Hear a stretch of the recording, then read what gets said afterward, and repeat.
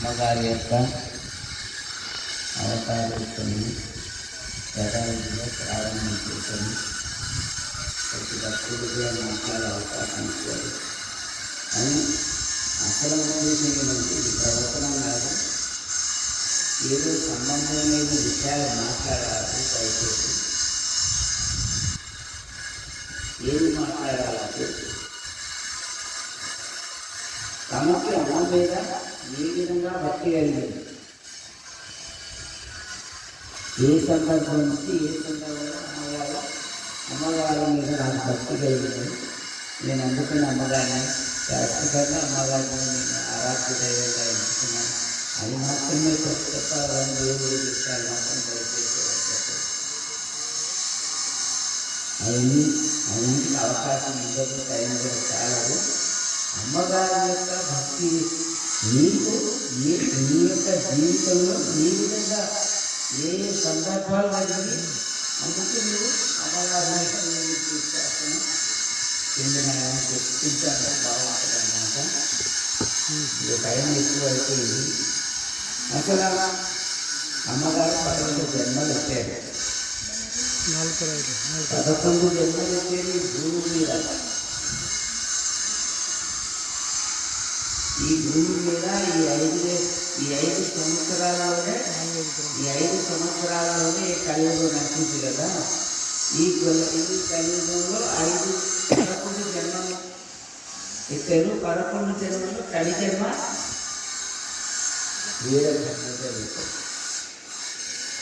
వేదధర్మ రూపాన్ని ఇచ్చారు. అది మనుష్య దివ్యత్వంతో ఇచ్చారు. ఈ మనుష్య రూపంలో అంటే మనుషుల రూపంలో అంటే మనుషులు సామాన్యమైన మానవుల లెక్కనే ఉండి మహిమలనేది చూపెట్టకుండా తమ యొక్క దివ్యశక్తి ద్వారానే అన్ని సాధించడానికి ఈ మనుష్య రూపంలో వచ్చారన్నమాట. ఒక రకంగా చెప్పాలంటే మన అందరికీ చాలామందికి కఠినం అనిపిస్తుందేమో కానీ బ్రహ్మంగారు ఏవైతే కాలక్రమం రాశాడో దాన్ని పఠనం చేస్తే అమ్మగారి మహిమ ఎంత గొప్పదో తెలుస్తుంది అనమాట. కానీ మనము దాన్ని చదవలేము, దాన్ని వినలేము, వింటే కూడా నమ్మలేము. అట్లా ఉన్నది. ఎందుకో అట్లా చేసేదంటే ఆ కాలజ్ఞానాన్ని ఎందుకు అంతటి యొక్క మహిమ పెట్టారు, మరి ఎవరు నమ్మనట్టు కూడా పెట్టాడు భగవంతుడు. అంత ఎందుకు ఇచ్చాడంటే ఇది కాలం మహాపాప యుగం. ఈ మహాపాప యుగంలో ఈ విధంగా జరగాలి కాబట్టి ఇందాక మా కృష్ణపాస్టర్ చెప్పాను. ఇక్కడ 3 వాక్యాలు గురించి ఉన్నాయని. ఒకటి ఏమున్నది, ఇది అనాదరణ చేసిన గుండెలు. అనాదరణ చేయడం అంటే దాన్ని ఆదరించకుండా ఆదరించుకుంటూ ఉంటాడు ఎవరు? గురువు దాన్ని పట్టించుకోడు, అనాదరణ చేస్తాడు. దాన్ని అదేంటి అంటారు. 10 నిమిషాలు మనకు ఇష్టం లేకపోతే మనం ఏం చేస్తాం? అదేంటి లేదు అంటే గురువు కూడా ఆ కార్యక్రమంలో ఉన్న యొక్క మహిళలన్నింటినీ కూడా పట్టించుకోవటం లేదు. అనాదరణ చేసిన గురుడే. ఇది అప్రమేయం చేసిన వాడు. ఇది ఎవరైతే ఈ కాలక్రమాన్ని అపహాసం చేసే వాళ్ళు ఆ పండు ఆకు రాలిపోతారు కదా, పండి అక్కడ రాలిపోతారు. ఇది ఎవరైతే నిజం ఇది జరిగేదే ఉన్నది కాలక్రమాన్ని ఎవరైతే అనుకుంటారో వాళ్ళకి ముక్తి ప్రదము. 3 మాటలు భగవంతుడు చెప్పాడు. ముక్తి ప్రదం కావాలంటే కాలజ్ఞానాన్ని విశ్వసించాలి. అమ్మగారి అంటే చాలా చెప్పుకుంటాం. మనం 5 రోజులు టైం ఉన్నది కదా. ఇందాక మన అనే కదా మన వాళ్ళు అంటారు కదా, మన శివశంకర్ సార్ జన్మ శైవ్యం భక్తి ప్రదం సంతోషీతం ప్రయాసమాధవం జ్ఞానబంధి. జ్ఞానబంధి ఎక్కడ ఉందంటే కర్ణాటక రాష్ట్రం అంటారు. అంత స్పష్టంగా రాస్తే కూడా మన పండితులు, మన శాస్త్రజ్ఞులు, మన పెద్దలు ఎవరైతే అందరూ ఉన్నారో అందరూ కూడా అజ్ఞానంలో ఉన్నారని చెప్పారు. వేద వేదాంతాలను చదవచ్చు, 18 పురాణాలు చదవచ్చు. ఈ యొక్క అర్థాన్ని తెలుసుకోలేకపోతే ఏమవుతుందంటే వాళ్ళ అజ్ఞానంలో ఉన్నట్టే లెక్క. అజ్ఞానంలో ఉన్నట్టే లెక్క. వాళ్ళు ఎంత శాస్త్రం చేసుకుంటే ఏమి ఉపయోగం లేదన్నమాట. ఎవరైతే అది సాందర్శిక వేదం, కాలజ్ఞానం అనేది సాందర్శిక వేదం అన్నమాట. అన్ని వేదాలలో యొక్క సారాన్ని, అన్ని వేదాల యొక్క అర్థాన్ని అందరూ నిమించున్నాడు భగవంతుడు. అది ముక్తి ప్రదమించేదంటే జన్మశీలం భక్తిప్రదం ప్రదోష తీర్థం ప్రయాగమం యానబంది కర్ణాటక. అదే అనేది రాయకపోతే మనకేమీ తెలిసిందేది కాదు. నిజం, ఆ అడ్రస్ అనేది భగవంతుడు రాయకపోతే మనకు తెలిసిందేది కాదు. అది మనకు తెలియడానికే చేశారు. అందరికీ అందదు కాలజ్ఞానం, అందరికీ చారాన్ని బాగా ప్రపంచంలో చారాన్ని భాగానికి అర్థమవుతుంది. ఆ భగవంతుని యొక్క కృపకు పొందుతారు. అందరూ అందించుకోవటం లేదంటే అది అందగానే భగవంతుని నిర్ణయం కాబట్టి ఎవరు కూడా అందించుకోలేరు అమ్మగారి మహిమను. అందుకని పూర్ణవాహినైన పుణ్యనది తీరాన ఉండి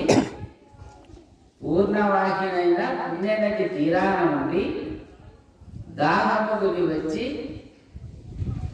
వాడుబావిలో ఉదకం తాగినట్లనే ఉన్నది మీ పని. లోకం పని ఎట్టున్నది? పూర్ణవాహినైన పుణ్యనది అమ్మ. పూర్ణవాహినైన పుణ్యనది తీరాన ఉన్నారు. అందరూ తెలుసు. అందరు అమ్మ గురించి అందరికి తెలియదా? అందరికీ తెలుసు. ప్రపంచం అంతా తెలుసు, భారతదేశం అంతా తెలుసు. ప్రపంచం సంగతి పక్కన పెడితే కూడా అటువంటి యొక్క స్థానంలో ఉండి ఏం చేస్తున్నారు మీరు? ఆ పూర్ణవాహిని దాహం అయితే ఆ పుణ్యనదికి పోయి తీర్థం దాకుండా అక్కడ పోయి మీరు భక్తి చేయకుండా ఎక్కడ పోతున్నారు? మురికి బావిలో నీళ్ళు తాగినట్లుగానే ఉన్నది అంటున్నాడు. ఇది నిజమా? ఇప్పుడు ఈ చుట్టుపక్కల ప్రాంతం అంతా అమ్మగారిని ఆ చెట్టు మీద ఈ చెట్టు మీద అంతా తపస్సు చేస్తుంటాడు. చిన్న వయసులో 7 సంవత్సరాల వయసులో అన్ని చెట్ల మీద చూసుకుంటుండేటోడు. అంతా ఇక్కడ ఈ క్షేత్రం మీద కూడా అప్పుడు లెక్క కారణి లెక్క ఉండేది. ఈ కారణిలో కూడా అమ్మగారు ఒక్కరే ఉన్నారు. ఇదంతా లోకమంతాగా చూసింది. ఇవన్నీ చూస్తూ కూడా అమ్మగారు చెట్టు మీద ఉంటుంటే కొమ్మ వాడలేదు. ఒక కాకి వంగితే కాకి వాడితే వదిలిపోయే కొమ్మ మీద కూర్చొని కూడా చూపెట్టారు. అయితే కూడా మార్పు తెచ్చుకోవటం లేదు. పెద్ద పెద్ద రాజకీయ నాయకులు, పెద్ద పెద్ద వక్తలు, వేదాంతాలు చదివిన వాళ్ళంతా కూడా అమ్మ గురించి తెలుసుకోలేకపోతున్నారు. ఏంటంటే అందుకని అమ్మ చెప్తారు కదా, చదువు శాస్త్రం ఏల చిత్తం నిలిపితే నిజ పదవి దొరుకుతున్నారు. చదువు శాస్త్రాలు చదువుకోక్కర్లేదు. భగవద్భక్తి కావాలంటే ఏం కావాలి? చిత్తం, మనస్సు అనేది ఆ భగవంతుని మీద నిలుపుకోవాలి కదా, అది కావాలి అని చెప్పి అమ్మగారు భగవంతుడు చెప్తున్నారు. బ్రహ్మంగారు చెప్తున్నారు అమ్మ గురించి, ఎవరో కాదు చెప్పేదన్నమాట. అయితే ఎందుకు తెలుసుకోరు ఈ చుట్టుపక్కల వాళ్ళు? ఇంకా అమ్మ ఎంత చెప్తున్నారు, జీవి హింస చేయాలని చెప్తే ఇంకా గొర్రెలు పోసేకి వస్తారు, ఇంకా మేకలు పోసేకి వస్తారు. మరి ఇంత అజ్ఞానంలో ఉన్నారు కదా. దూరం ఉండేటువంటి విషయం వదిలిపెట్టండి. ఈ దగ్గర ఉండేటి వాళ్ళు కనీసం చుట్టుపక్కల కనీసం 20 కిలోమీటర్ల వరకు అమ్మగారికి తెలియని వాళ్ళు ఎవరు లేరు కదా. ఇంకా అజ్ఞానంలో ఉన్నారంటే పాడుబావిలో నీళ్ళు తాగుతున్నట్టు ఉదకం తాగడం నీ పని అన్నట్టు బ్రహ్మంగారు చెప్పింది జరుగుతున్నది. అది టైం వస్తుంది, ఏం జరిగేది వస్తుంది. చాలా బాగా ఉంటున్నారు. అందువల్ల ఏమవుతుందంటే అమ్మగారు వచ్చింది జగత్తులో భక్తులు రక్షించడానికి వచ్చేది, భక్తులు రక్షించే తీస్తారు. అమ్మగారి యొక్క మహిమలు మనకి అత్యద్భుతాలన్నమాట. ప్రతి భక్తులు ఒక కథ చెప్తారు. నేనే అమ్మగారు లేకుండా లేదా ఎక్కడున్నారు అమ్మగారు ఇప్పుడంటే భూమాకాశాల నుంచి ఉంటానన్నాడు భగవంతుడు. భూమాకాశాలు ఎక్కడి నుంచి ఉన్నాడే అంటే ఈ గాలి ఏ విధంగా ఉన్నాడు, ఈ సూర్యుని వెలుగు ఎట్లున్నదో అక్కడ ఉన్నారు అమ్మ. ఇంకా జరగలేదంటారు. ఏం జరగాలి? అందరూ ఎంతసేపు భారత రామాయణ యుద్ధంలో కృష్ణ భగవానుడు అంత టైం తీసుకున్నాడు కదా, అంత టైం తీసుకున్నాడు. పాండవులు వాళ్ళు కౌరవులకంతా నచ్చ చెప్పినాడు. చివరికి రాయబారంలో కూడా పోయినాడు. అయితే కూడా వినారా? ఆ తర్వాత ఇంట్లో వచ్చేసి 18 రోజుల్లోనే వినాశనం అయిపోయింది. ఇప్పుడు ఒకటే క్షణం అయిపోయిన తర్వాత ఇంకా జరిగేది ఏముంటుంది, చూసేది ఏముంటుంది. అప్పుడు ఉండేటోళ్ళు ఎవరు, వేరేటోళ్ళు ఎవరు కానీ అదంతా భగవంతుని యొక్క ఆట. ఇది అమ్మగారిని తెలుసుకొని ఇకనైనా మనసు నిలుపుకొని అంటాడు, ఇకనైనా మనసు నిలుపుకొని వచ్చింది టైం, ఇకనైనా మనసు నిలుపుకుంటే ఆ చంద్రాత్మ తాయి సుఖాన్ని అందరంటున్నాడు భగవంతుడు. అమ్మగారి భక్తులు సూర్యచంద్రాలు ఉన్నంత వరకు వాళ్ళ కుటుంబాలకి ఏమీ కాదు. సూర్యచంద్రాలు ఉన్నంత వరకు అమ్మగారి భక్తులకు ఏ గాయంటే పద్మ చెప్పే కదా, నా బిడ్డ అక్కడ పోయింది, ఆ అమ్మ రక్షించినారని చెప్తున్నారు కదా, అట్లా భగవంతుడు రక్షిస్తాడు. అవును, అమ్మగారి భక్తి కలగడం మామూలు విషయం కాదు. దాన్ని మనమంతా కూడా తెలుసుకొని మనం నిలుపుకొని మన కుటుంబాలను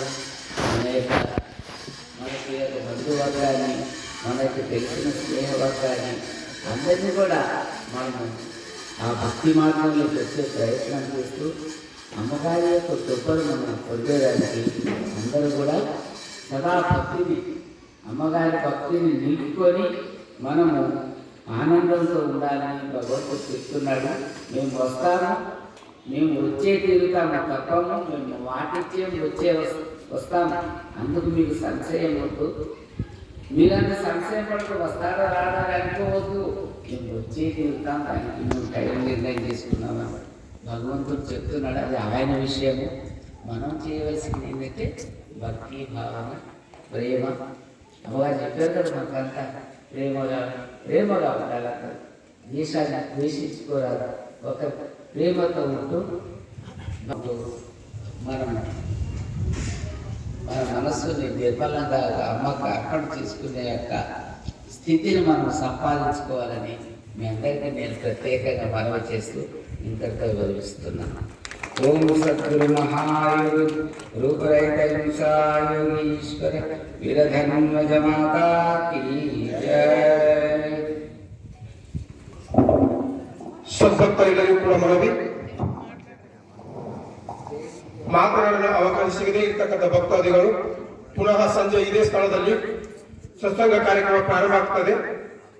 ತಾವು ಯಾರಾದರೂ ಅಮ್ಮನವರ ಬಗ್ಗೆ ಅನಿಸಿಕೆಗಳನ್ನು ವ್ಯಕ್ತಪಡಿಸಬೇಕಾಗಿತ್ತು ಅಂದರೆ ಸಾಯಂಕಾಲ ಬಂದು ತಮ್ಮ ಅನಿಸಿಕೆಗಳನ್ನು ವ್ಯಕ್ತಪಡಿಸಬಹುದು.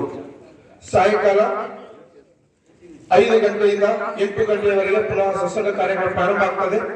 ಭಕ್ತಾದಿಗಳೆಲ್ಲರೂ ಕೂಡ ಇದೇ ವೇದಿಕೆಯ ಮುಂಭಾಗದಲ್ಲಿ ಬಂದು ಕುಳಿತುಕೊಳ್ಳಬೇಕಾಗಿ ತಮ್ಮೆಲ್ಲರಲ್ಲಿ ಮನವಿ.